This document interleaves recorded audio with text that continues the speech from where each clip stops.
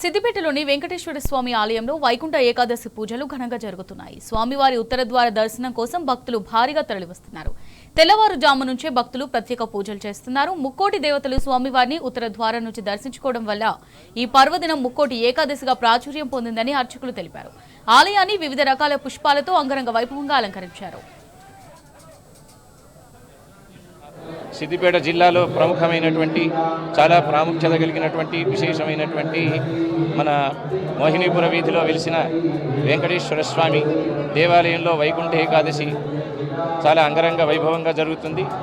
దానిలో భాగంగా ఆ స్వామిని ముక్కోటి దేవతలందరూ కూడా ఉత్తర ద్వారం గుండా ఆ స్వామిని మొదటిగా దర్శనం చేసుకుంటారు. కాబట్టి దీన్ని వ్యవహారికంగా ముక్కోటి ఏకాదశి అని అంటాం. ఈరోజు మాత్రమే ధనుస్సంక్రమణంలో వచ్చే ఏకాదశి నాడు మాత్రమే ఉత్తర ద్వారాలు తెరుచుకుంటాయని శాస్త్రం చెప్తుంది. అంటే యోగ నిద్రలో ఉన్నటువంటి స్వామి కార్తీక శుద్ధ ఏకాదశి నాడు మేల్కొని దాన్ని ఉత్థాన ఏకాదశి అని అంటారు. అట్లాంటి ఉత్థాన ఏకాదశి నాడు మేల్కొని ఈరోజు అందరికీ కూడా దర్శనార్థమై భూలోకానికి అక్కడ వేంచేసి ఉన్నటువంటి దేవతలందరికీ, అదేవిధంగా తాను సృష్టించినటువంటి మనుష్య లోకానికి అందరికీ కూడా దర్శనమిస్తాడని శాస్త్రం చెప్తుంది.